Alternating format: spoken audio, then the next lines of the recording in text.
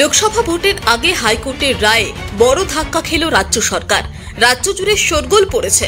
সমস্ত রাজনৈতিক দলগুলি নিজের মতো করে ব্যাখ্যা দিতে ব্যস্ত। ঠিক তারই মাঝে টিভি নিউজ 10কে একান্ত সাক্ষাৎকার দিল বীরভূমের সোমা দাস।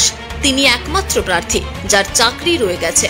প্রাক্তন বিচারপতি অভিজিৎ গাঙ্গুলি অনুরোধ করেছিলেন সোমা দাসের জন্য। যেহেতু সোমা দাস শারীরিকভাবে অসুস্থ ছিলেন, সেই কারণেই চাকরি যাওয়া থেকে রক্ষা পেলেন সোমা দাস। এদিন তিনি দাবি করেন যোগ্য ব্যক্তিরা যাতে সঠিকভাবে তাদের চাকরি ফেরত পান।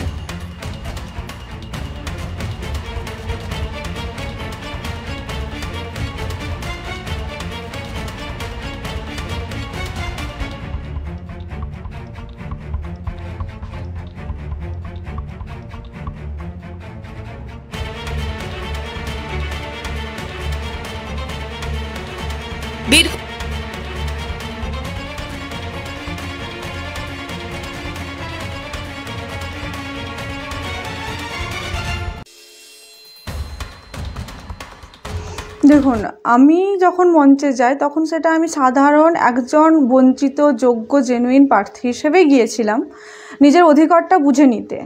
কিন্তু বিভিন্ন পরিস্থিতির কারণে আমার ব্যাপারটা সংবাদ মাধ্যমের সামনে আসে এবং তারপরে সেটা মাননীয় প্রাক্তন বিচারপতি অভিজিৎ গাঙ্গুলি সেটা নিজের হাতে নেন এবং তারপরে আমার চাকরির ব্যবস্থা করেন। তিনি আমাকে অন্য এক চাকরি দিতে চেয়েছিলেন, কিন্তু আমি ওটা নিয়ে বলেছিলাম আমি শিক্ষকতার চাকরি করব এবং আমার সহযোদ্ধাদের চাকরি আমার সঙ্গে চাই, এটাই বলেছিলাম। উনি তখন যেটা ব্যবস্থা করেছিলেন যে আমার কেস নিয়ে তখন লড়েছিলেন ফিরদৌস শামীম স্যার, যিনি অ্যাডভোকেট ফিরদৌস শামীম স্যার। তারপরে আমার কেসটা যখন ওঠে তখন সেই হিসেবে তিনি রাজ্য সরকারের কাছে প্রার্থনা যে আমার চাকরিটা কোনোভাবে হয় নাকি।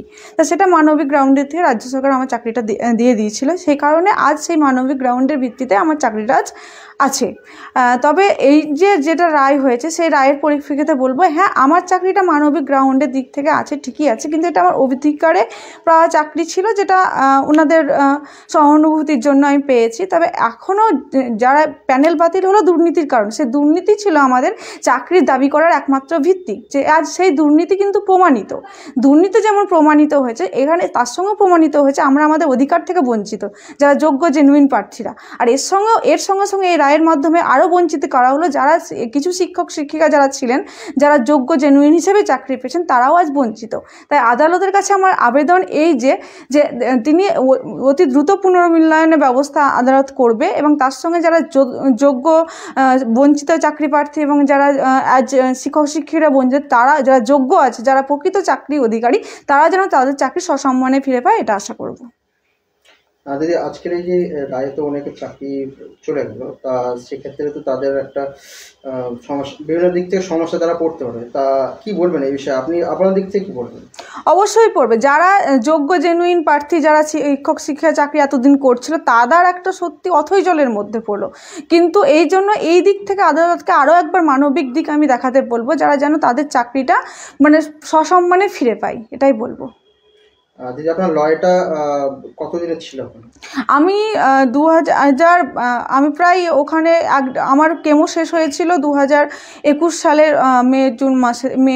আমার এপ্রিল মাসের দিকে। তারপরে আমি কয়েক মাস পর আমি গিয়েছিলাম। প্রায় আমি 1 বছরের উপর 500 দিন পর্যন্ত আমি চাকরি না পাওয়া পর্যন্ত ছিলাম। তারপরে চাকরি পাওয়ার পর কিছুদিন যাতায়াত করেছি, যখনই সময় পেয়েছি যাতায়াত করেছি আমি এবং থেকেছি। আপনি বর্তমানে কোন স্কুলে? আমি মধুরা হাই স্কুলে, নলহাটির মধুরা হাই স্কুল, বাংলা শিক্ষিকা।